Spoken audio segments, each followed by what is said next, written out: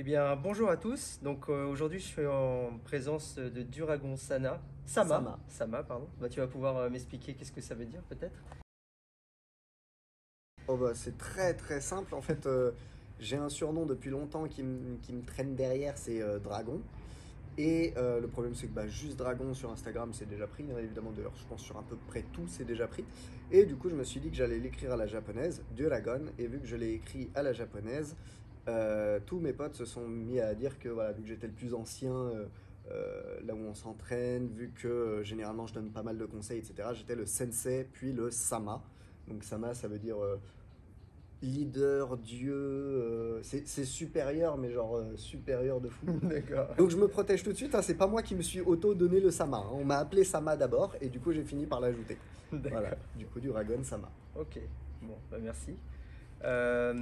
Donc on est aujourd'hui présent pour pouvoir justement faire connaissance, pouvoir vous expliquer également bah, le parcours qu'on va mettre en place ensemble, puisque pendant les 2 prochains mois, je vais pouvoir bénéficier du coaching, de son coaching pour pouvoir progresser sur des mouvements qu'on va ensemble prédéfinir et donc c'est pour ça qu'on vous fait cette vidéo de présentation. Mhm. Donc est-ce que tu pourrais déjà commencer par, au niveau de l'activité physique, comment ça a débuté et après comment t'en es venu à venir au street workout? Alors, activité physique, j'en ai quasiment toujours fait. J'en ai tellement fait depuis toujours que je me considérais absolument pas comme sportif, alors que j'avais une pratique sportive bien supérieure à la majorité des gens. Mais en gros, bah, j'ai toujours été assez hyperactif. J'ai été diagnostiqué TDAH, donc voilà, c'est parlant, hein. Et généralement, quand on est hyperactif, on se défoule. Il y en a, c'est les sports de combat. Il y en a, c'est euh, la course ou ce genre de choses. Moi, bah, ça a été l'escalade. J'ai fait quasiment 10 ans d'escalade. Très rapidement, je suis rentré dans l'équipe compétitive et j'ai grimpé un peu les échelons de compétition jusqu'au niveau des championnats de France. Alors, si je dis niveau des championnats de France, c'est parce qu'en soi, on dit qu'on fait les championnats de France qu'à partir du moment où on fait partie de l'équipe de France. Et j'ai pas été sélectionné à 3 places, je crois, 2 ou 3 places. Donc officiellement, je n'ai jamais été dans les championnats de France, mais j'étais voilà, dans le niveau. T'étais dans les sélections C'est ça. pour Donc on peut valider que j'avais le niveau régional et que que je commençais à avoir le niveau un interrégional. niveau potentiel Ouais, équipe de France c'est ça. nationale. Ok. C'est ça. Et c'est à peu près le moment où j'ai arrêté. Pour diverses raisons personnelles. De toute façon, c'est souvent comme ça quand on arrête un sport, hein, il se passe plein de choses, des changements, tout ça. Et, euh, et ça me manquait quand même de plus avoir de sport. Et en plus, j'avais une petite frustration. C'est quelque chose qu'on retrouve beaucoup dans ceux qui commencent le calisthenics, le street workout. Souvent, il y a une frustration quelque part. Elle peut être physique, elle peut être estime de soi, plein de choses. Moi, c'était juste, bah voilà, justement, je savais que j'avais toujours été sportif, même si je me considérais pas très sportif. Et physiquement, je pesais 35 kilos, quoi. Donc quand on fait 1m60, qu'on a 18 ans et qu'on pèse 35 kilos, on se dit que c'est quand même bizarre après 10 ans d'activité compétitive. Hmm. Et ça m'a énervé et je me suis dit, ah, en vrai, je vais reprendre l'escalade, mais avant, je vais justement passer un palier parce que visiblement, j'étais tout juste pas assez bon pour l'équipe de France. Donc je voulais gagner là où j'étais le plus faible, et là où j'étais le plus faible, c'était la force. Et j'ai découvert le calisthenics avec des vidéos de Body Art, athlète de rue qui était les plus connus à l'époque. De toutes les couleurs, on partage les mêmes douleurs. Repousse les limites, les efforts. Athlète de rue, on est fort. Le cœur, la fureur, mental de vainqueur. La terre, le ciel, gronde à chaque traction, chaque pompe. Tu connais body art, body art. Et puis je regarde leurs vidéos et je vois que ben, en fait ça se passe à Lyon et j'habite à Lyon. Donc, donc en fait je peux y aller. Et j'y suis allé, je me suis renforcé, à la base vraiment dans l'idée de retourner à l'escalade. Et finalement j'ai beaucoup trop aimé ce sport, du coup je suis resté dedans. Ok. Je suis jamais parti. Et donc par rapport au surnom qu'on t'a après donné avec ta pratique du street workout justement, Mhm.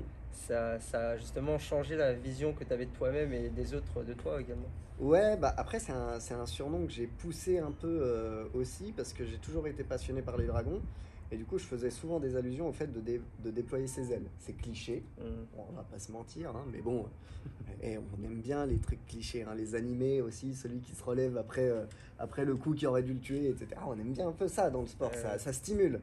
Donc ouais, j'associais le côté, voilà, j'étais un petit lézard et j'essayais de déployer mes ailes pour devenir dragon. Et c'est devenu d'autant plus drôle et valable à partir du moment où j'ai commencé à apprendre les mouvements qui s'appellent dragon justement dans notre sport. Il y en a pas mal et ils sont d'assez haut niveau. Ok. Donc ça collait bien. Ça a contribué. Ouais, ça contribuait. Et puis aussi, bah, après, il y a quelque chose de tout bête, hein, mais il n'y a pas que le sport qui a fait que ces choses-là se sont rangées. Il y a aussi juste l'âge. C'est-à-dire, si j'avais ces idées-là de changement, d'essayer de m'assumer, d'avoir un physique un peu plus imposant pour être moins le petit frère faible, ben, c'était parce que j'étais pile à la tranche d'âge où je venais de devenir un adulte. Donc c'était aussi ma façon dans ma tête de devenir un adulte, de devenir quelqu'un d'un peu plus sûr, d'un peu plus assuré. Si ça se trouve, j'aurais fait autre chose et puis juste l'âge aurait fait que voilà, bah, je deviens celui qui en connaît plus en développement, je deviens celui qui est un peu plus sûr de lui, sûr de ses compétences. Il s'avère que ça s'est passé par le sport. Qu'est-ce qui t'a fait justement rester dans cette activité alors qu'au début tu t'étais dit que c'était juste une transition? Pourquoi tu as finalement t'as pris goût à rester et à te développer dedans? Alors, c'est une question difficile, donc je vais essayer de répondre ce qui me vient naturellement, le côté artistique et créatif, qui est pas forcément évident de prime abord quand on voit ce sport. Mais moi j'étais dans l'escalade où tu peux avoir une escalade qui est belle, hein. On dit qu'on a une grimpe qui est jolie, mais ça vaut pas de point, on s'en fout. On s'en fout d'avoir une grimpe jolie. Du moment que tu arrives en haut de ta voie, c'est validé. Donc c'était un peu quelque chose qui me manquait d'être sur de la performance pure. Et pourtant, je ne serais pas parti dans de la danse classique ou des arts martiaux esthétiques parce que je reste plus intéressé par la performance quand même.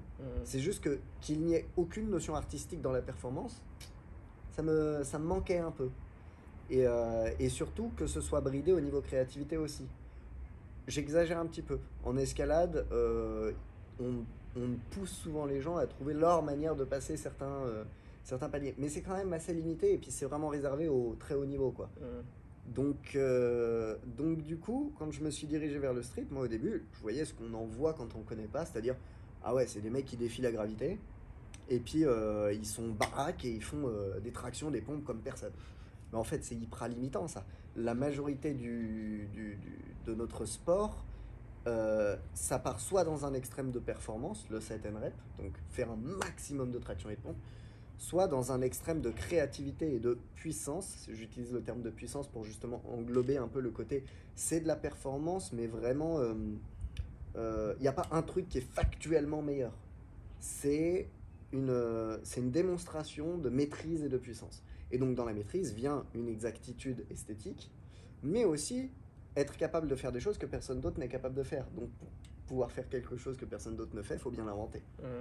Et on en voit beaucoup, hein. Ça peut aller juste de faire d'avoir sa manière d'enchaîner les mouvements, à vraiment inventer des mouvements de toutes pièces.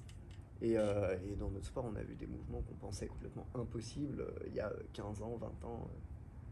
Ouais, c'est assez fou. Et ça me fait kiffer. Du coup, en plus, comment être lassé quand chaque année, tu vois des gamins qui en un an obtiennent mon niveau que j'ai eu en 9 ans, et puis derrière, ils vont inventer des mouvements que j'ai jamais vus. Bah maintenant, j'ai envie de les faire. Ouais. C'est challengeant pour pouvoir se réinventer à chaque fois plus. Ouais, puis je trouve que ça a un côté sain aussi, parce que du coup, c'est pas juste t'es meilleur que tout le monde, genre faut écraser les autres. Il y a aussi, en fait, même si t'es le meilleur, ok, mais il y a quelqu'un, il peut arriver et faire quelque chose que tu sais pas faire juste parce qu'il a eu l'idée. Tu vois, tu peux pas te reposer sur tes lauriers, tu peux pas juste être à ton apogée et c'est tout. Tu vois. Déjà que de toute façon, l'apogée sportive, ça dure pas longtemps. Oui. Là, en plus, ça peut même être aléatoire. Ok. Et finalement, tu peux être sûr de ce que tu peux présenter parce que tu as travaillé et tu penses que tu as la meilleure version de ce que tu peux donner. Et finalement, il y a quelqu'un qui va présenter quelque chose qui est Juste totalement... ouais. C'est Et ça. donc, il peut te surpasser parce que, en fait, même si tu étais... Ou pas te surpasser, mais le fait est qu'il fait quelque chose que tu es incapable de maîtriser. Le fait est qu'il te prend au dépourvu. Tu n'es pas juste le meilleur et puis il montre un truc, tu peux le faire. Il vient de sortir quelque chose. En plus, des fois, c'est même pire que ça. Des fois, il y a des gens, ils ont juste la génétique pour. Parce que quand on est vraiment dans de très haut niveau, bah voilà, ça se joue des fois sur voilà, tout le monde a l'entraînement maximal sur presque tout. Et il y en a un, il a une hyperlaxité de poignet, il va sortir un front ou une planche qu'on n'a jamais vu. Et seul quelqu'un qui a une hyperlaxité pareille pourra le faire. Donc du coup, tu es le meilleur parce que tu arrives à compiler plusieurs choses où tu es le meilleur. Mais tu n'es jamais le meilleur surtout. Tu ne peux pas. C'est pas possible.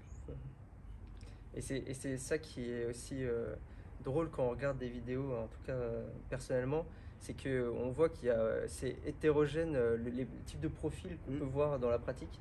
Contrairement à d'autres sports, par exemple, je prends la musculation, enfin, les personnes qui sont au haut niveau, ont tous le même physique, la même façon de s'entraîner, entre guillemets. Alors que vraiment dans le street workout, on a des personnes qui sont très musclées, des personnes qui sont au contraire fines et pourtant qui arrivent à faire des choses aussi bien, voire mieux. Donc c'est quand même assez paradoxal. Ouais, puis en plus, par exemple, en musculation, il y a quand même des petits écarts. Par exemple, enfin, on va prendre le powerlifting plutôt. En power, bah voilà, il y a peut-être quelqu'un qui va sur un exercice vraiment être devant les autres, et puis sur un autre être vraiment derrière. Mais nous, on peut avoir carrément des spécialisations. On a un mec qui, vu que nos compétitions, alors moi je parle pour le freestyle, le set and rep j'en fais mais beaucoup moins. Je suis pas du tout un expert. Pour le freestyle, bah, ça porte bien son nom. Le mec, il arrive et sa spécialité, c'est un tiers du sport. Alors, il va devoir vraiment montrer que c'est sa spécialité, mais il peut. S'il arrive et il est capable d'être tellement au-dessus en termes de performance, de créativité, d'endurance, de combo, de tout ce que tu veux, que quelqu'un qui ferait les 3 parties de notre freestyle, donc pour les nommer, on va dire que si je vulgarise, on a l'agilité, on a les mouvements de tirer, je mets des guillemets parce qu'en fait c'est les mouvements de rétropulsion, et les mouvements de poussée, c'est les mouvements d'antépulsion. Et voilà, quelqu'un qui arrive et qui n'a que de la tirée par exemple, s'il est vraiment craqué, s'il est vraiment ultra fort, il peut gagner, il peut être spécialisé. Alors que dans n'importe quel autre sport, si tu ne peux pas faire toute une catégorie du sport, on part du principe que ça sert à rien de participer. Oui, quoi. oui.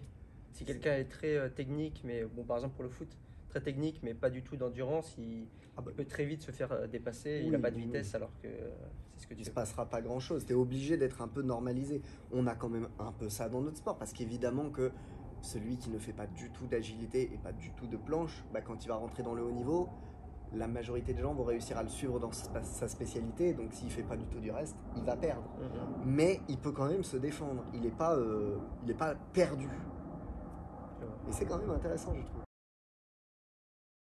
Et donc justement par rapport à ton passé sportif, donc l'escalade, est-ce que ça t'a donné des facilités, ou tu as vu justement quand tu as commencé le street workout que tu étais plus à l'aise sur certains mouvements, ou alors pas du tout, tu as vu que des profils totalement différents pouvaient progresser aussi bien? Alors la réponse c'est oui aux deux. C'est oui aux deux, ça m'a donné des avantages et des faiblesses. Et clairement j'ai vu des gens qui ne venaient pas du tout d'un domaine similaire au mien finalement faire les mêmes performances, voire même certains qui n'ont jamais fait de sport et qui progressent plus vite que moi, ce qui est très drôle. Mais donc oui, non, il y a de tout, c'est clair. Après, bien évidemment que le bagage sportif joue. Dans mes élèves, je le vois très bien, puisque j'en ai certains qui ont fait des sports de combat et du coup ils ont un système nerveux impeccable. Genre vraiment, pour les épuiser, il faut y aller. Hein. Je ne peux pas aller vider leur système nerveux. Il y en a d'autres qui ont fait des sports de souplesse, de prise ou ce genre de choses, et du coup, bah, à la fois ils vont avoir des faiblesses au niveau articulaire où ils peuvent se blesser facilement, à la fois pour les tordre dans une position qui les blesserait sur le moment, faut y aller, faut vraiment y aller. Et si je leur rajoute un peu de force avec un entraînement ciblé force, mais c'est des titans. C'est des titans super vite parce qu'ils ont déjà une souplesse de ouf, ce qui est souvent le plus dur à entraîner. Donc ouais. Et moi, du coup, avec l'escalade, avantage, bah, en fait, tous les mouvements de tirée, j'avais vraiment un super bon bagage parce que, par exemple, donc le front lever, l'action de se tenir par les mains en suspension et de venir s'allonger et être vraiment parallèle au sol.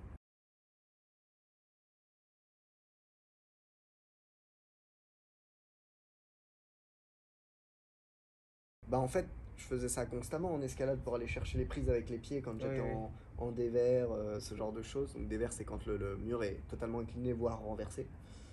Je le faisais constamment, donc c'était pas propre parce que d'habitude je jetais mon pied, mais c'était déjà quasiment le cas.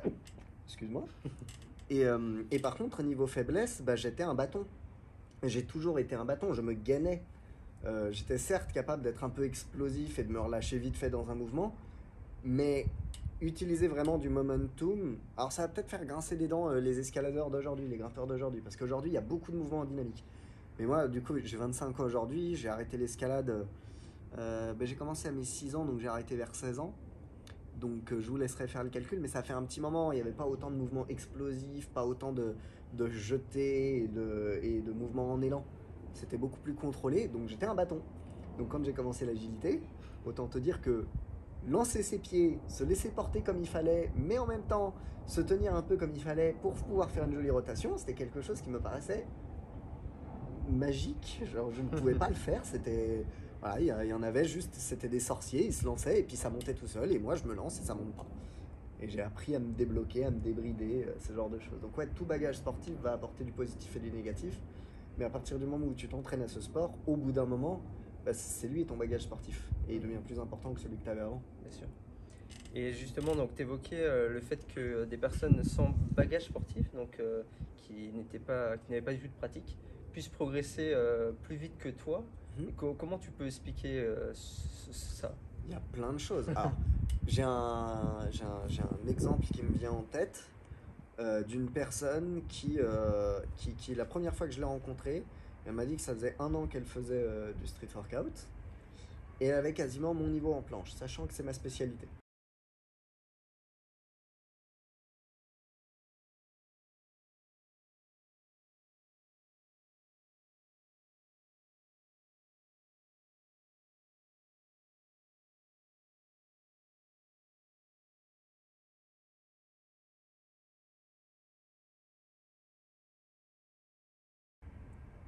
Et ce genre de moment, je me suis dit, putain, mais c'est pas possible. Bah, du coup, avant, tu faisais un truc de fou. Parce que faut savoir quand même que, même s'il y a des bagages sportifs qui peuvent donner des figures quasiment gratuites, mon niveau en planche, au moment où je parle, là, c'était quand même un niveau suffisamment avancé pour que ce soit pas juste un bagage sportif. Il y avait quand même un entraînement sérieux derrière. Donc, comment en 1 an, même avec un très bon bagage sportif, il obtient ça? Et je lui demande, et il me dit, ah non, non, mais j'ai jamais rien fait. Genre, moi, j'étais geek, mais gros geek. Et puis à un moment, justement, j'en ai eu marre de rester toute la journée devant mon PC. Je me dis, mais t'es resté toute la journée devant ton PC pendant des années. Ton corps, il s'est engrossi, il était sédentaire au possible. Et en 1 an, tu fais ce que certaines personnes font en 5, 6, 7 ans. Et après, j'ai un peu mieux compris. Il vient d'une famille où c'est vraiment la mentalité, c'est pas la mentalité no pain, no gain, c'est si tu risques pas de mourir, c'est que ça vaut pas le coup. Donc, c'est une mentalité de trépaner. Et en fait, on en connaît des gens comme ça. Par exemple, si vous avez des gens dans votre entourage qui sont, je sais pas moi, serbes, ukrainiens, tchétchènes, c'est des gens, même s'ils n'ont jamais rien fait dans leur vie, presque génétiquement, je sais pas si c'est génétique pour de vrai, j'ai largement pas les connaissances pour le savoir. Bah ouais, mais culturellement, des fois, ils connaissent même pas leur culture d'origine, mais tu sens qu'il y a un bagage de quoi, je ne sais pas. Mais un bagage où ces gars-là, de base, c'est des brutes.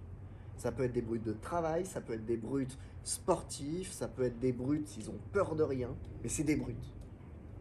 Et bah lui, c'était un gars comme ça, c'est-à-dire que mentalement, au moment où il s'est dit, je vais reprendre ses mots, hein, au moment où il s'est dit, je vais plus être une merde, je vais me lancer dans ce sport et je vais devenir quelqu'un de fort physiquement, je vais m'assainir. Il est passé de bouffer n'importe quoi, à se lever à n'importe quelle heure, à une diète, à un sommeil, mais d'une régularité. Mais jamais j'assume ça. Et son mental a pas eu l'ombre d'une faiblesse. Genre, ça passait tout seul. Du coup, tout était optimisé en fait. Tout était optimisé partout et ça lui coûtait... Enfin, je vais dire, ça lui coûtait pas d'énergie, j'en sais rien, mais visiblement, il s'en préoccupe pas si ça lui coûte de l'énergie. C'est vraiment, il faut faire ça, je le fais, point. Bah du coup, en fait, c'est logique. En fait, c'est pas un bagage sportif qu'il a, c'est un bagage mental. Et visiblement, bah, ça compte tout autant. Donc chacun va avoir son petit bagage. Et des fois, on va avoir l'impression même que son bagage, il est nul. Parce que peut-être qu'on va avoir un mental où on a l'impression que le moindre échec, ça nous traumatise. On n'arrive pas à tenir une diète. On n'arrive pas à avoir envie de s'entraîner. Puis avant, on s'entraînait jamais, etc., etc. Mais en fait, quelque part, on a forcément une force. Tu ne peux pas être qu'un cumul de faiblesses. Et donc, si tu as une force, il y a un moment où ça va rentrer en jeu. Et après, il y en a, effectivement, c'est plus optimisé que d'autres. Hein. Évidemment que quelqu'un qui a fait du sport toute sa jeunesse plus il a un bagage mental énorme, plus un bagage génétique énorme, plus une détermination à toute épreuve, et etc., etc., bah, oui, cette personne-là va atteindre un haut niveau quasiment à coup sûr. Quasiment à coup sûr.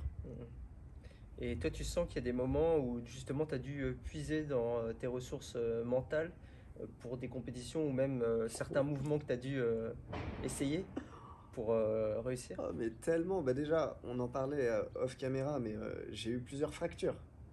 Évidemment, plusieurs à cause de mon sport. Et chaque fois que j'ai une fracture, j'ai beau. Je pense que j'ai un mental paradoxal. C'est-à-dire qu'au moment de ma fracture, j'ai pas mal, je suis un warrior et je me dis, dès que je suis guéri, je retourne sur la barre. Je vais aux urgences, je suis toujours un warrior. Ça me fait chier, ça m'énerve. Justement, ça m'énerve. Déjà, ça c'est un signe. Ça me déprime pas, ça m'énerve. C'est souvent bien. Ça veut dire qu'on va contre. Il y a la colère qui est plus forte que la tristesse. C'est ça, c'est-à-dire que mais d'où j'y arrive pas, et alors pas non plus dans l'extrême de ah putain j'ai pas le droit d'être faible. Non, non, juste le côté, eh ben j'ai échoué, il est hors de question que je reste sur un échec. Je vais refaire le mouvement et je vais le réussir. Et à côté de ça, je suis quelqu'un qui est très anxieux et qui a pas une mauvaise estime de soi, mais une estime de soi fluctuante. Et du coup, sur certaines choses, si j'ai un doute, mon doute, ça va pas être peut-être que j'y arrive pas, mon doute, ça va tout de suite être, ça se trouve, je suis incapable de le faire. Ce qui est complètement paradoxal avec ce que je viens de dire juste avant. Mais bon, ça existe aussi dans mon esprit.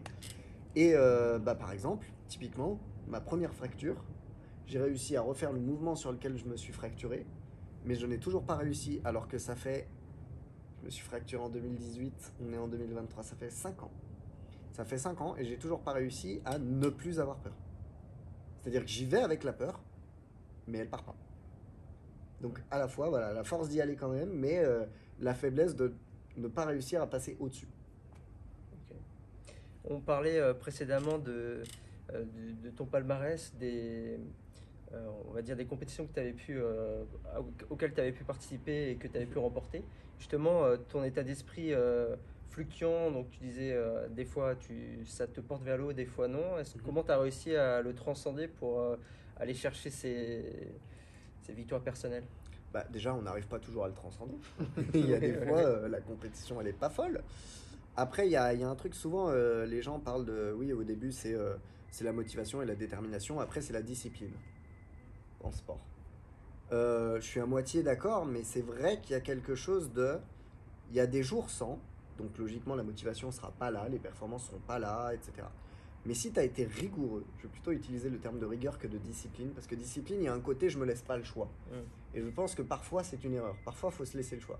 Par contre, la notion de rigueur, je la préfère. C'est-à-dire que, certes, il y a des moments où t'es pas au top, mais tu vas en tirer quelque chose quand même. Et ça, je trouve que ça va mieux au mot rigueur. C'est-à-dire que quoi qu'il arrive, tu vas en tirer quelque chose. Tu vas pas abandonner. Et du coup, bah, j'ai déjà fait des compétitions où moi j'ai trouvé que c'était nul, ou même mes amis qui me connaissaient trouvaient que c'était pas fou. Mais vu qu'au cours de ma vie de sportif, j'ai réussi à garder cette rigueur, que même quand c'est pas fou, je fais au moins une petite séance, je fais au moins quelque chose qui me servira pour quand j'aurai de nouveau le goût ou ce genre de choses, je laisse pas juste tomber. Et ben ma performance a beau être médiocre à mes yeux, elle peut m'obtenir un podium. Souvent, ça va plutôt être une grosse erreur qui va faire que le podium m'échapper, me filer entre les doigts.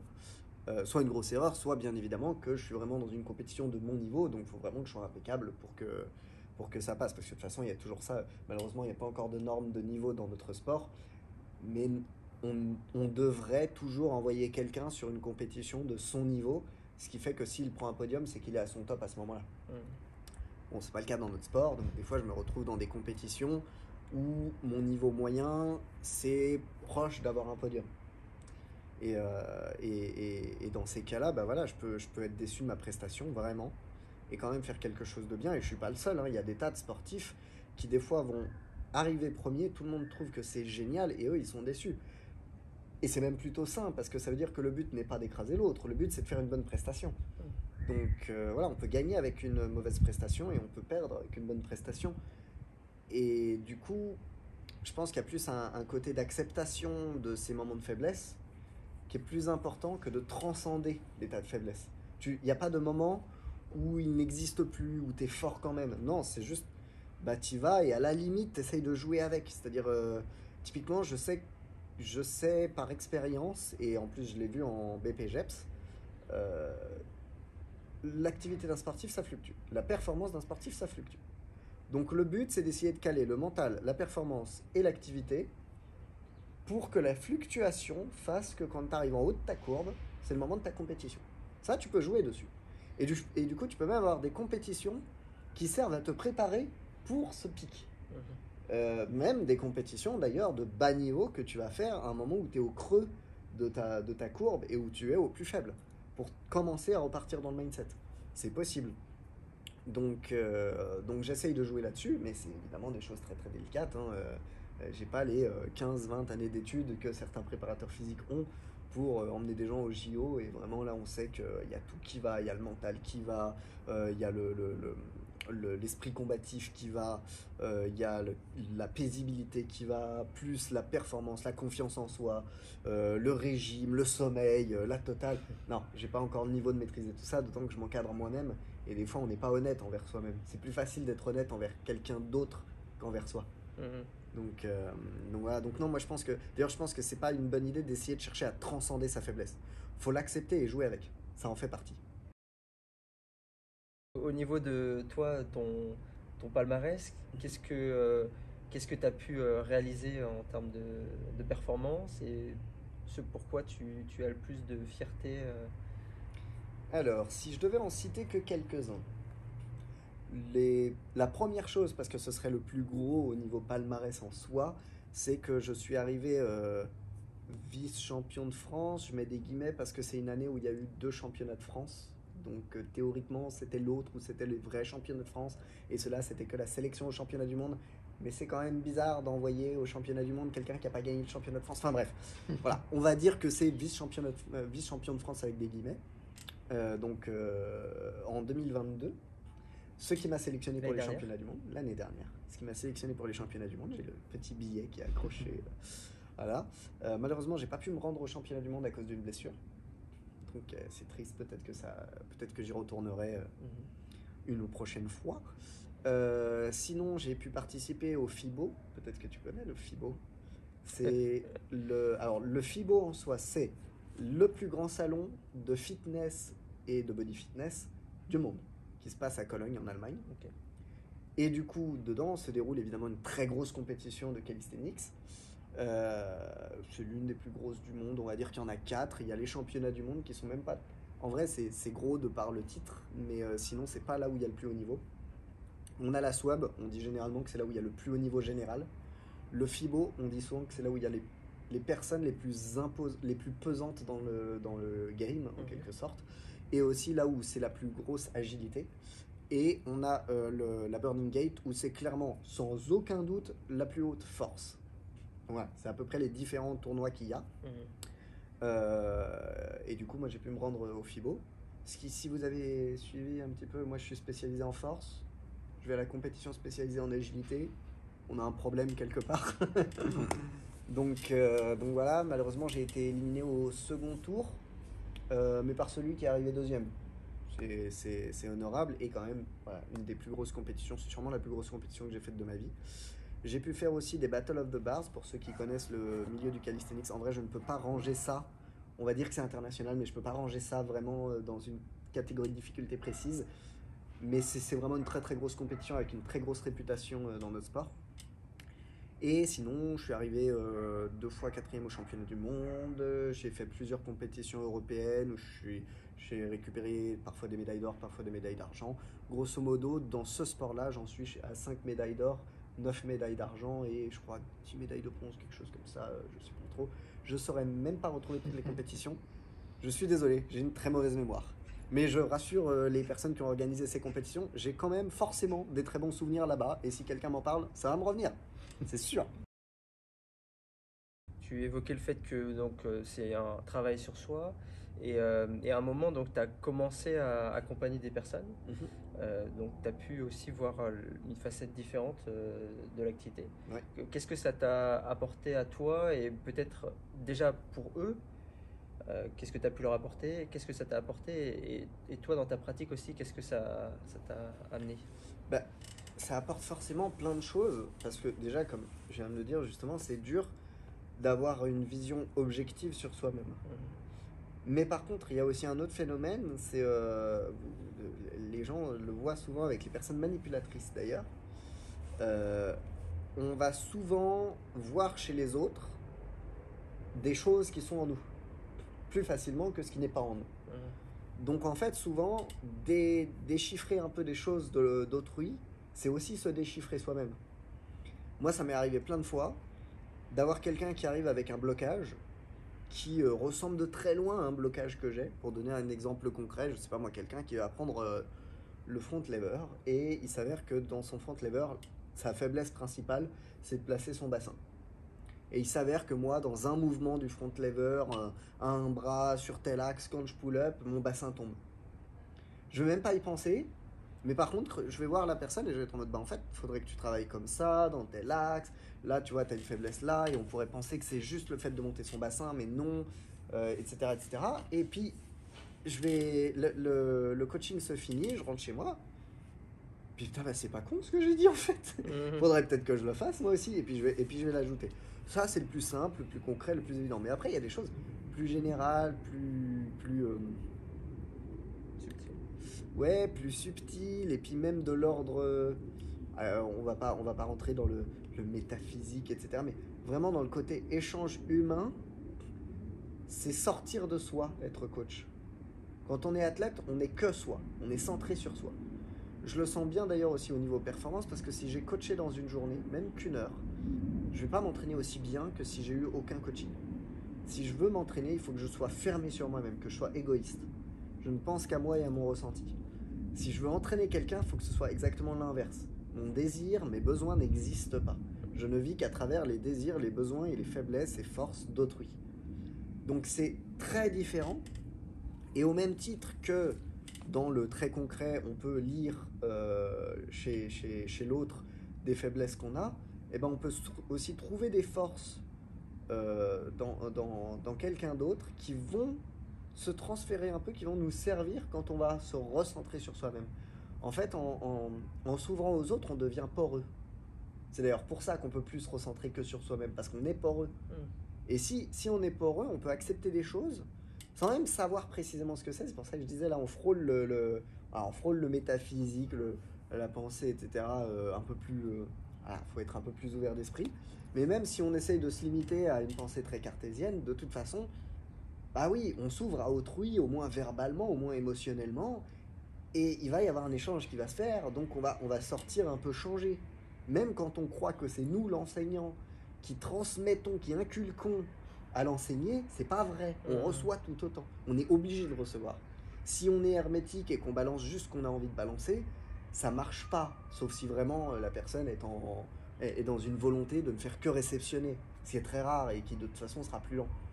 Donc il y a cette notion d'échange. C'est d'ailleurs pour ça qu'on dit de plus en plus le terme coach et pas juste entraîneur. Entraîneur, ça avait une notion, en vrai les deux termes sont synonymes, mais souvent on va utiliser entraîneur quand on va être sur de la technicité, sur de l'exactitude sportive, quelqu'un qui est un expert de son domaine et qui va expliquer l'expertise, comment il faut faire telle ou telle chose. Là où coach, on a tout de suite cette notion de mental, de rapport, on imagine tout de suite un coach qui a une liaison avec son coaché. Il n'est pas juste là pour encadrer, alors qu'entraîneur, on voit quelqu'un qui observe même un groupe de personnes et qui va balancer des directives, balancer des exercices. On a moins tout de suite cette idée d'échange. On imagine le prof de PS qu'on a eu. C'est ça. Alors qu'en coach, on imagine plus un tête-à-tête. Un tête-à-tête suivi. Le coach est impliqué émotionnellement dans le parcours de l'athlète, ce genre de choses. D'ailleurs, chaque fois que je dis que je fais des coachings, en réalité, j'essaye d'être entre les deux. Parce que bon, vu que je propose des coachings d'une heure, c'est normalement un vrai coaching, un vrai coaching, c'est un suivi hyper assidu. On est disponible quasiment toute la journée, on suit 2 ou 3 athlètes et on est payé par le club des grosses sommes pour justement être disponible quasiment 24/24, 7 jours sur 7 pour ces athlètes-là. personne n'a les moyens de me payer Ouais. du 24-24, 7 jours sur 7 Ça dans mon reste sport. réservé pour les Voilà. sportifs de très haut niveau. C'est ça, donc j'essaye d'être entre les deux. Je vais pas être juste sur de l'entraînement, mais je vais essayer quand même de m'intéresser à l'aspect mental et à ce qui est quand même un minimum d'échange dans le coaching. C'est pour ça que je me permets quand même de dire que je fais du coaching. C'est juste qu'il n'y aura pas cette notion de suivi absolu. Et d'ailleurs, justement, par rapport aux personnes que tu as pu suivre, tu as des exemples de freins chez la personne qui ont vraiment freiné, je me répète, mais qui n'ont pas permis, qui ont bloqué la personne de progresser comme le potentiel que tu voyais en elle et comme elle voulait. Bien sûr. Et à l'inverse, des exemples de personnes qui étonnamment en fait se sont révélées étonnamment peut-être pas, mais Bah ouais, j'allais dire pas étonnamment. Alors, je vais pas non plus dire que je savais tout de suite ce que les personnes pouvaient faire, etc. Non, j'ai pas cette prétention, mais je pars jamais du principe que quelqu'un ne peut pas faire quelque chose.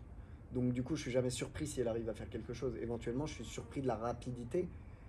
Mais est-ce que c'est vraiment de la surprise? Non, c'est plutôt de la fierté envers elle, comment dire, de l'appréciation un peu du travail accompli, ce genre de choses, plus que de la surprise en soi. Mais ouais, il y a un truc qui pourrait englober quasiment tous les freins que j'ai pu voir. Parce qu'après, on peut rentrer dans le détail, mais globalement, c'est avoir des idées préconçues. Et c'est normal, on en a tous. Mais plus une personne a des idées préconçues sur ce qu'il faut faire, ce que le coach doit ou pas être, ce que le coach peut ou non transmettre, si le coach a raison ou non, si elle est capable ou non, si le mouvement il est bien là ou pas, si c'est une personne forte ou non, si elle mérite des compliments ou non. Il y a ça aussi. Des fois, il y a des personnes juste, genre, on sent qu'elles acceptent pas qu'on puisse leur dire qu'elles ont réussi. Et ça peut paraître rien si tout le reste va bien. Mais en fait, c'est pas vrai, parce que si tu n'acceptes pas que tu peux réussir, bah, tu refuses ta réussite même quand elle est factuelle. Si tu refuses ta réussite même quand elle est factuelle, tu t'empêches de gagner en vitesse, de faire un effet boule de neige. J'ai réussi, donc je passe à l'étape suivante, donc ça va plus vite, je réussis encore mieux, je passe à l'étape suivante, etc. Tu freines cet effet boule de neige parce que tu te dis, oui, j'ai réussi, mais j'ai pas vraiment réussi. Donc si j'ai pas vraiment réussi, il faut que je le refasse. Et vraiment, les personnes que j'ai vues qui progressaient le mieux, généralement, elles sont... En fait, c'est ce mélange à la fois d'intelligence et d'idiotie. Je m'explique. Je ne dis pas que mes meilleurs élèves sont des idiots. Ce n'est pas ça. Mais être capable d'avoir l'intelligence de tout analyser et de chercher à comprendre, et l'idiotie d'accepter à tout moment qu'on ne sait pas, on ne comprend pas, et c'est pas grave. Et ça permet de ne pas se bloquer sur une réflexion et de tout le temps l'améliorer. En fait, ça fait une remise en question permanente avec une volonté d'exactitude, mais cette volonté d'exactitude n'est pas un blocage. Car cette volonté d'exactitude n'est pas une fin en soi.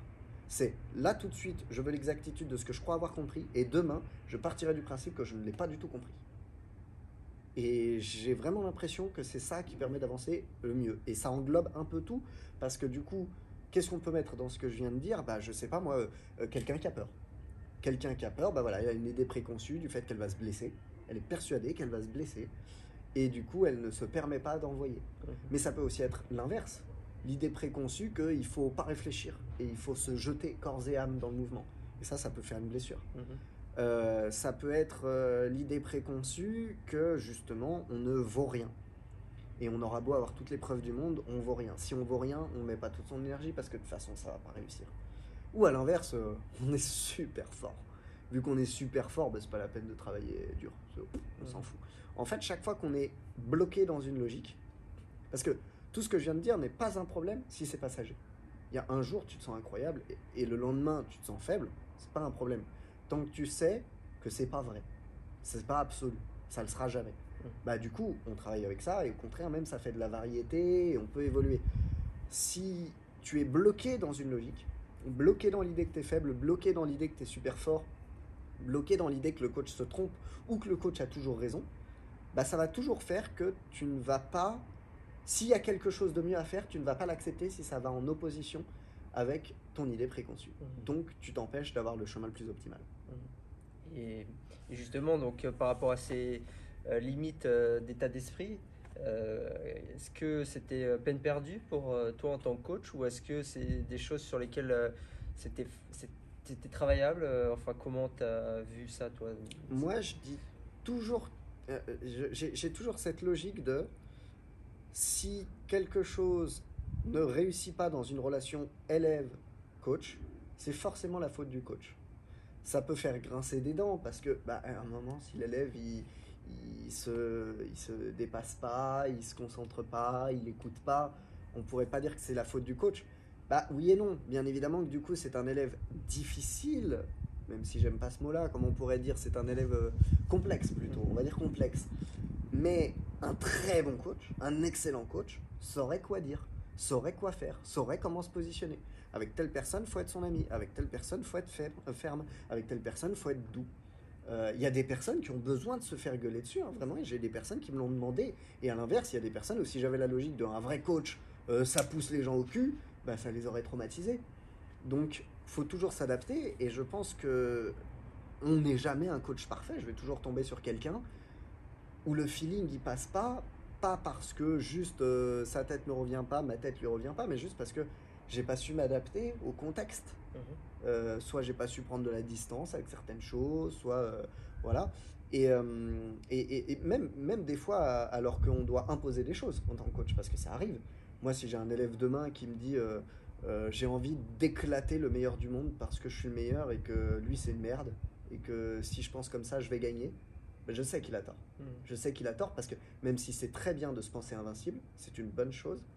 S'il est vraiment persuadé de ce qu'il vient de dire, il ne laisse pas de place à ses erreurs. Et s'il laisse pas de place à ses erreurs, il ne peut pas les corriger. Donc c'est forcément erroné comme réflexion. Mais j'ai beau devoir le recadrer, c'est à moi de m'adapter à sa logique pour trouver comment l'amener à faire sa propre réflexion. On est accompagnateur. On ne façonne pas quelqu'un. On l'aide à se façonner. Donc, il faut bien que moi, je m'adapte à lui. Donc, lui ne peut pas faire d'erreur dans le sens où c'est à moi de l'aider à se corriger, à se reprendre, à se comprendre et à s'améliorer. Mais voilà, on n'est jamais parfait, donc il y a toujours des situations où on n'a pas la maîtrise, on n'a pas la connaissance, on ne sait pas comment faire. C'est pour ça qu'il y a des tas de gens qui sont passés avant nous en tant que coach, qui ont écrit des bouquins, qui ont fait des formations, qui ont transmis des savoirs, et il faut chercher à se cultiver, même si on ne pourra jamais avoir toutes les connaissances, il faut chercher à avoir le maximum de savoir théorique pour ensuite, avec la pratique, pouvoir vraiment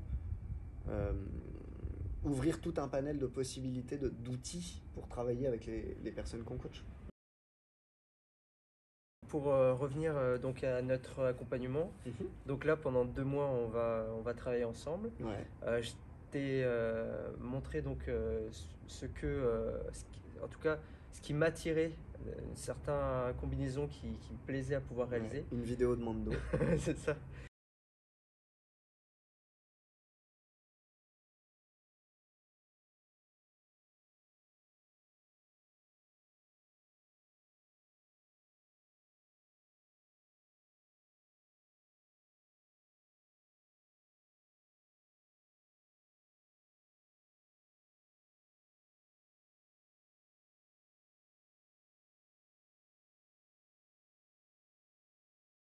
Et qu'est-ce que toi tu vois dans cette vidéo? Qu'est-ce que bon, t'as pas pu encore voir mon niveau, mais euh, quel avis tu as déjà sur ça en 2 mois? Qu'est-ce qui est envisageable? Alors, je vais commencer par un truc pour...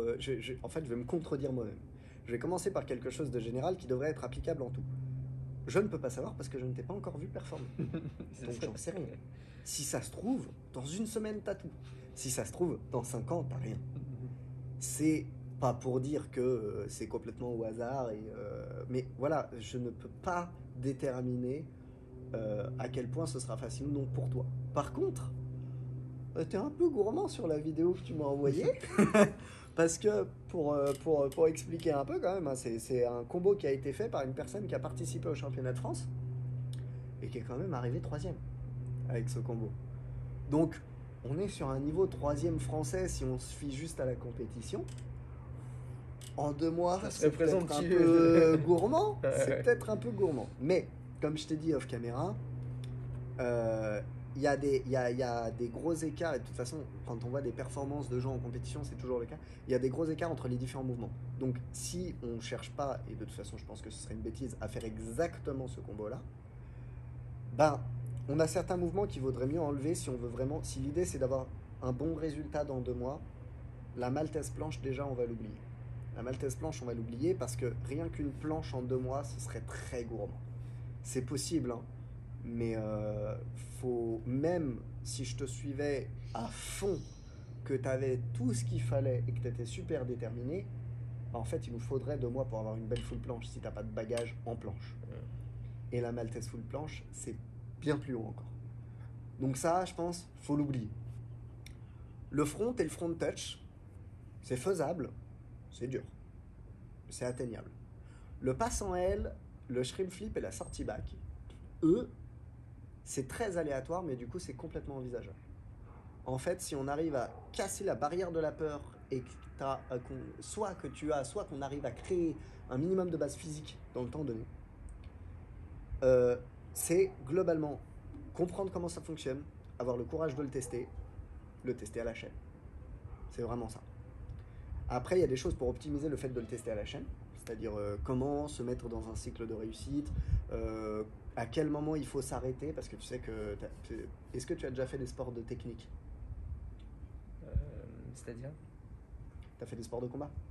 J'ai un petit peu. Un petit peu. Normalement, tu vas quand même un peu voir ce que je vais dire.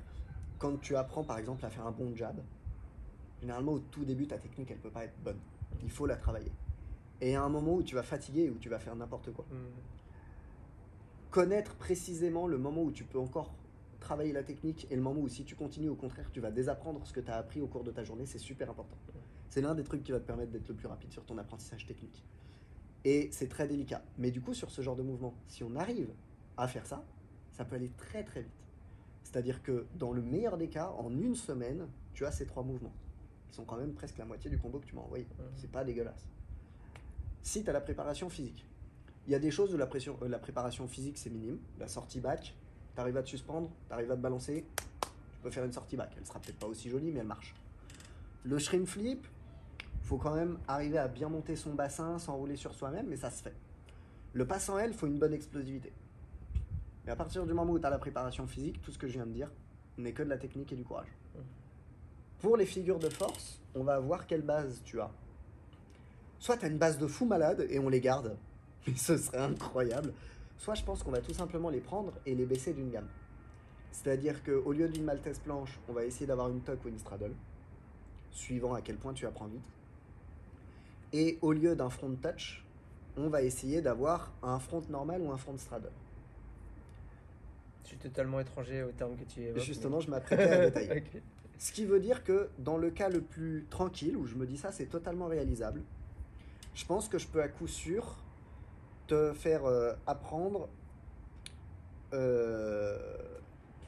passe-muraille. Donc passe-muraille, c'est une version simplifiée du passe en L si jamais tu n'as pas la préparation physique. Ça va être se balancer, monter sur la barre, sauter par-dessus, rattraper de l'autre côté. De là, soit on peut faire le shrimp flip, soit si on ne peut pas faire le shrimp flip, on fera un retourné back. Un retourné back, c'est tu fais l'enroulé comme pour le mouvement de shrimp flip. Tu vois lequel c'est le mouvement de shrimp flip dans la vidéo? C'est celui donc juste après le pass en L où il prend un gros élan et il passe ses jambes au centre de ses bras, il jette ses jambes vers le haut et il rattrape là-bas. Ouais, c'est vrai que c'est impressionnant. C'est impressionnant. Au lieu de faire ça, parce que ça peut être quelque chose de très dur et que peut-être... Ça pour le coup c'est du kit ou double. Je pense que la préparation physique tu l'auras en 2 mois. Mais si tu as mis du temps à avoir la préparation physique pour le tenter et que derrière, ça te prend un peu de temps de comprendre la technique, on n'aura peut-être pas le temps. Donc si on n'a pas le temps, on apprendra le retourné back. Le retourné back, c'est même départ, sauf que tu ne prends quasiment pas d'élan. Et tu vas juste t'inverser complètement au lieu de jeter tes pieds et chercher à te tirer dans le balancement pour faire un demi-tour et rattraper la barre. Beaucoup plus envisageable, puisqu'à partir du moment où tu as une traction, tu peux le faire. Même juste une traction. C'est juste pour comprendre le mouvement qui est un peu bizarre et avoir le courage de l'envoyer. Toute l'agilité, c'est souvent ça. Comprendre la manière de faire. Une fois que tu as compris la manière de faire, avoir le courage de le faire. Donc, retourner back. Du retourner back, on va essayer de voir si je t'apprends un muscle up en 2 mois. Je pense que c'est totalement possible, mais ça va être un peu délicat quand même. Muscle up, ça, je maîtrise. Tu maîtrises déjà? Ouais.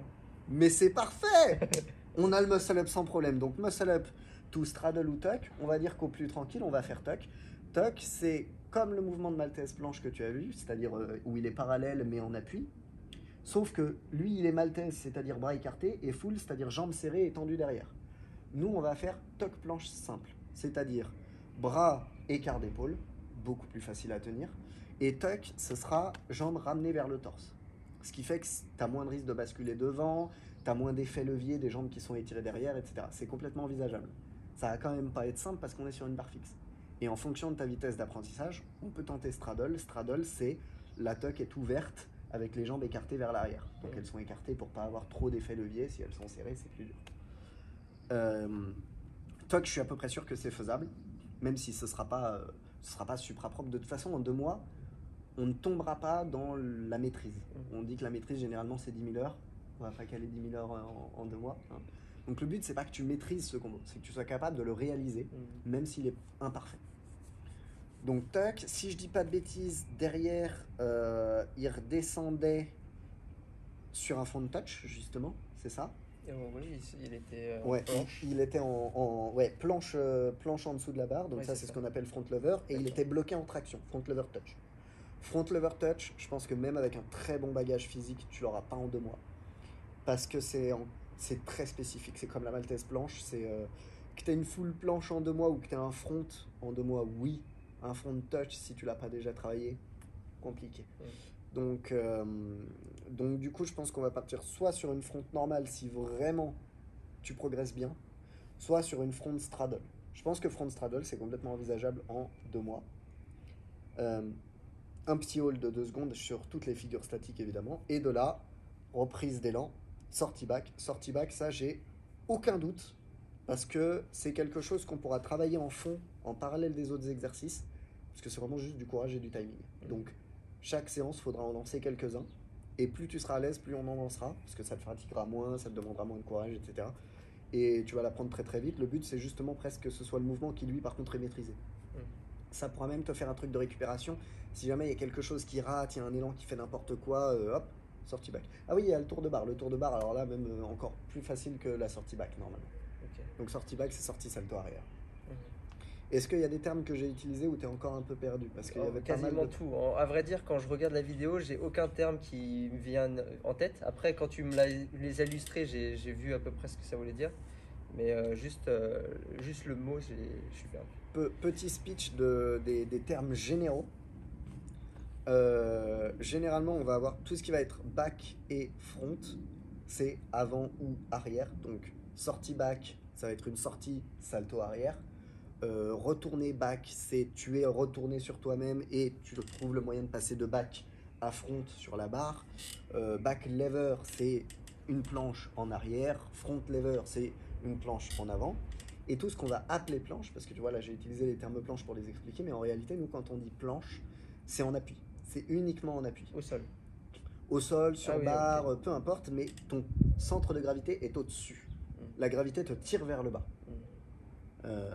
Enfin, elle te tire toujours vers le bas, je suis bête. Mais ce que je veux dire, c'est que voilà, la gravité te tire vers ton point d'appui, là où, par exemple, en front, la gravité te tire loin de ton point d'appui. Donc voilà, et du coup, tout ce qui va être front lever plus insérer des termes.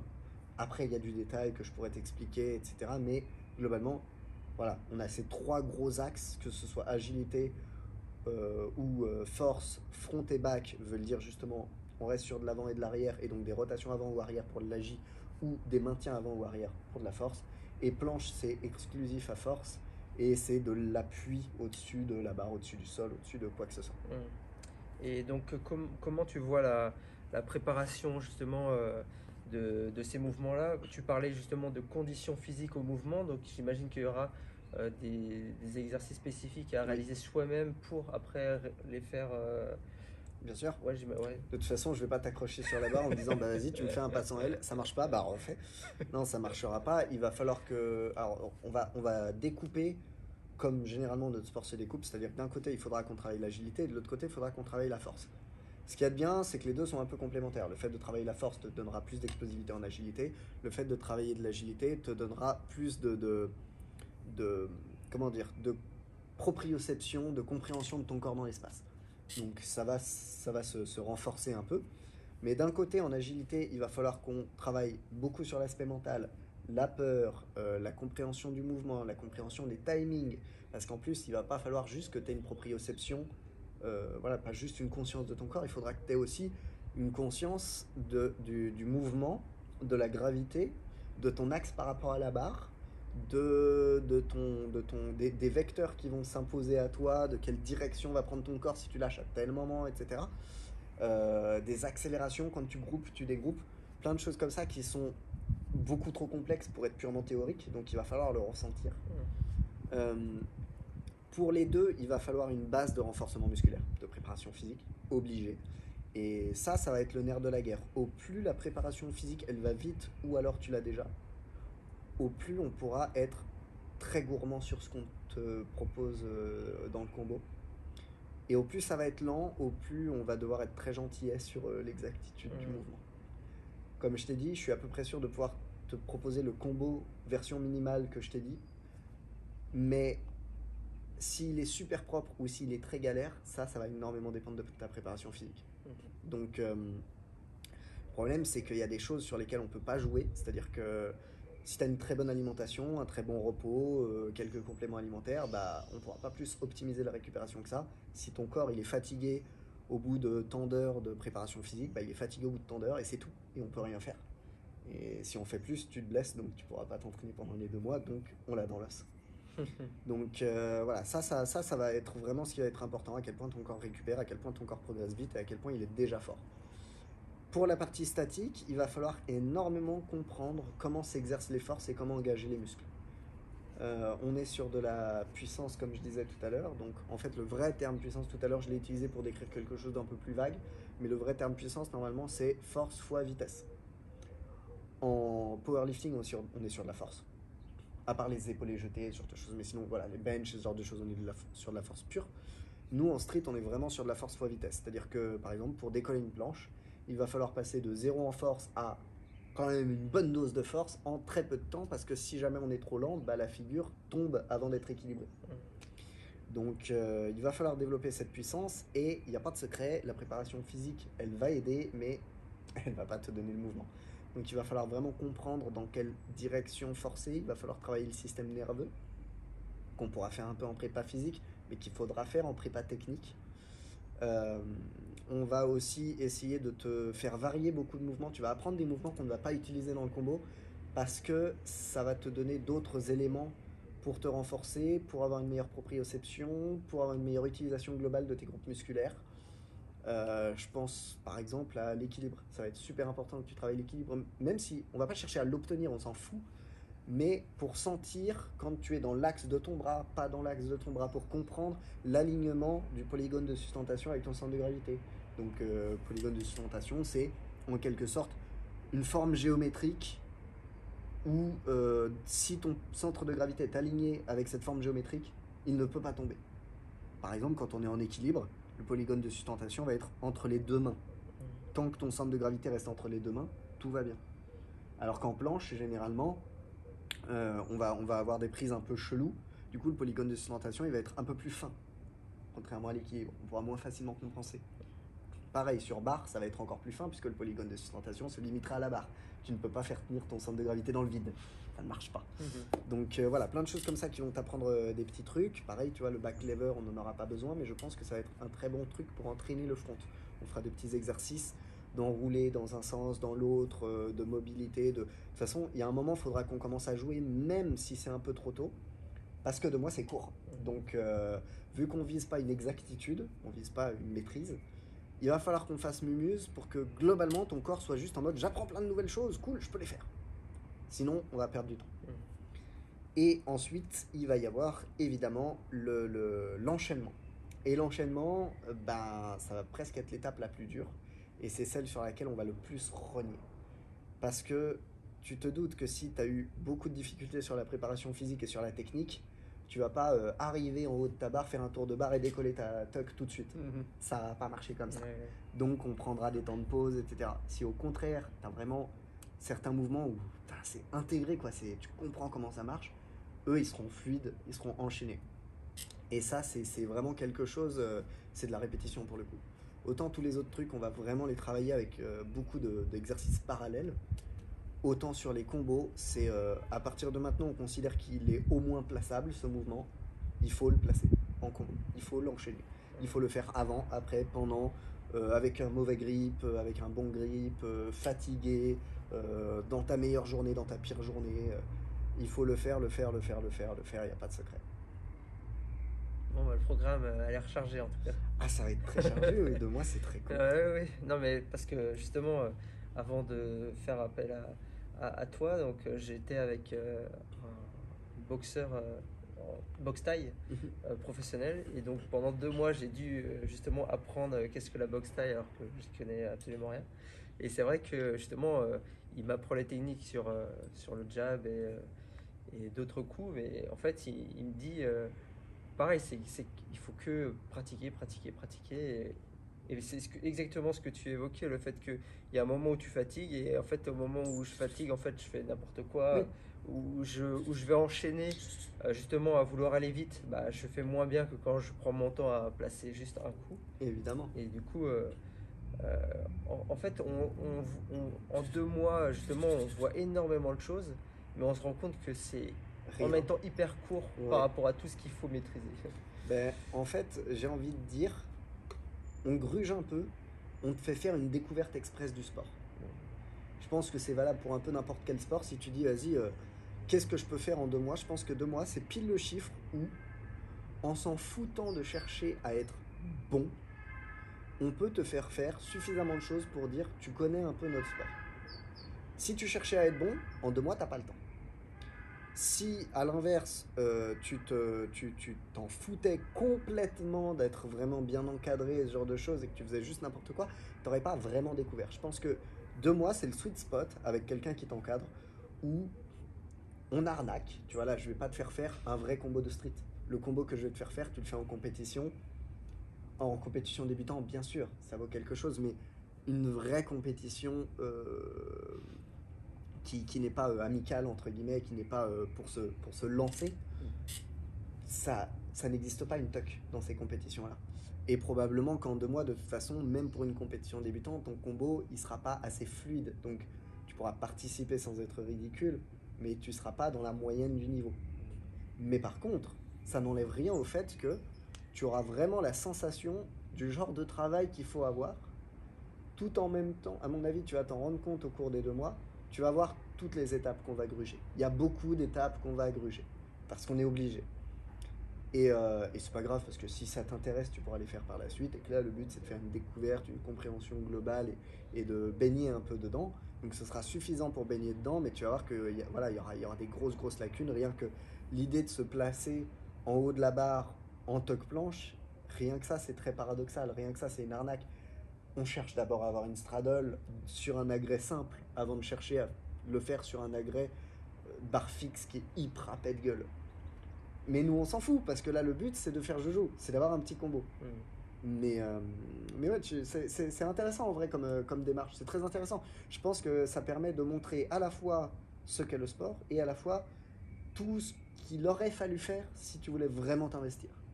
Et c'est aussi justement la complexité, la diversité de l'activité physique. Je peux prétendre avoir une bonne condition physique, un bon niveau, parce que je m'entraîne depuis longtemps, mais en musculation ou même au poids de corps.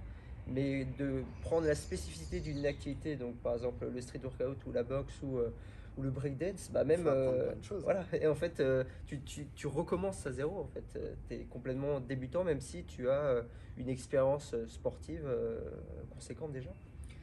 De toute façon, il y a un truc, c'est comme je disais un peu plus tôt, dans notre sport, on donne l'impression qu'il y a des trucs pour débutants qui sont accessibles. Mais en fait, dès qu'on voit les soi-disant trucs pour débutants, c'est pas accessible. Toi qui as appris le muscle-up, tu le sais. Pour nous, le muscle-up, ça vaut 0 points. Même chez les débutants, ça vaut 0 points. C'est juste pour passer au-dessus de la barre. J'imagine que tu as galéré à avoir ton muscle-up. Bah justement, je suis allé dans un club de street workout et ils m'ont dit bon, on va essayer de faire pour la première séance le muscle-up. Et heureusement, j'ai réussi à la première séance, mais C'est dur, hein. c'était dur. Ouais. C'est Il dur. fallait comprendre comment faire, c'était pas évident. Un débutant en musculation, on arrive quand même à lui mettre des petits poids où il fait un vrai bench à un débutant en street workout, on lui dit bah faut faire un muscle up et généralement ton premier il est dégueulasse, il y a un coup qui passe après l'autre, t'as douillé, tu peux pas en faire un deuxième, tes mains elles sont arrachées, t'as fait 15 essais pour le réussir. T'imagines 15 essais pour faire ton premier bench? Je pense que les gens ils tireraient un peu la gueule. Hein. Donc voilà, on n'a pas des vrais premiers mouvements de débutants. Ça n'existe pas vraiment dans notre sport, des vrais premiers mouvements de débutants. Enfin si, mais c'est du renforcement au poids de corps, que tout le monde connaît un peu. Éventuellement, nous, on en crée un peu plus, genre les typewriter push-up. Donc ça, c'est les bras un peu écartés, tu viens descendre d'un côté, tu passes de l'autre et tu remontes. On va avoir les pseudo push-up, on va avoir des tractions un peu variées, ce genre de choses. Mais comme je disais, la majorité d'entre nous, on considère que quelqu'un qui fait juste ça ne fait pas encore du street. Ce qui est quand même vachement radical. Mais bon. Et du coup, toi, le truc principal qui va te manquer, que même un débutant aurait parce qu'il aura passé un an à se préparer, etc., c'est qu'il y a beaucoup de mouvements que tu vas te retrouver à faire quand tu feras le combo qui ne seront pas naturels pour ton corps. Même si tu arrives à les réaliser, ce ne sera pas quelque chose de logique. Ce sera quelque chose auquel il faudra que tu penses, auquel il faudra que tu fasses attention. Et moi, je compare souvent ça à l'état de flow qu'on peut avoir dans plein de choses. Notre sport est sûrement l'un des sports, je trouve, où l'état de flow peut arriver le plus tôt dans la performance sportive. À la fois parce que justement notre minimum sportif est déjà haut, mais aussi parce que vu qu'il y a un truc très créatif, très personnel, bah du coup très rapidement, si ça fait déjà 2 ans que tu t'entraînes, que tu te considères encore débutant et que tu as déjà commencé à te spécialiser dans là où ta génétique t'aide, ton bagage sportif t'aide, bah tu vas déjà commencer à avoir certaines façons de faire qui sont naturelles, certains mouvements qui sont naturels, même s'ils ne sont pas incroyables. En 2 mois, ça t'arrivera probablement pas. C'est trop court. Il faut que tu aies répété le mouvement. Mais je pense par contre que tu sentiras le feeling que ça peut donner. Parce que le fait d'enchaîner des mouvements, même si c'est pas naturel, il y a forcément un moment où ça va te sembler couler de source, même si toi, tu n'arrives pas à le faire couler de source. Genre, ah ouais, il aurait fallu que je fasse ça, naturellement, ça aurait dû faire ça et ça aurait donné ça. Et c'est bon. Genre parce que ça prend la vitesse de la bonne manière, parce que ça monte de la bonne manière, etc. etc. Peut-être même que par hasard, certains petits passages du combo le seront. Mais ça va être très dur à trouver. Ok. Bon, bah, je pense qu'on a fait un peu le tour d'horizon en tout cas. Je pense que ça va aussi vous permettre d'avoir le départ de ce que vous allez pouvoir voir par la suite et pouvoir aussi connaître. Je vais t'appeler Colin, pour moi c'est plus simple, pas de souci. même si vous le connaissez par son nom sur les réseaux sociaux. Et bah aussi, c'est plus. Ce que j'ai fait avec la boxe, c'est ce qui m'a manqué, c'est que j'ai pas présenté l'intervenant, même si bon, il est quand même connu pour les personnes qui sont dans le milieu.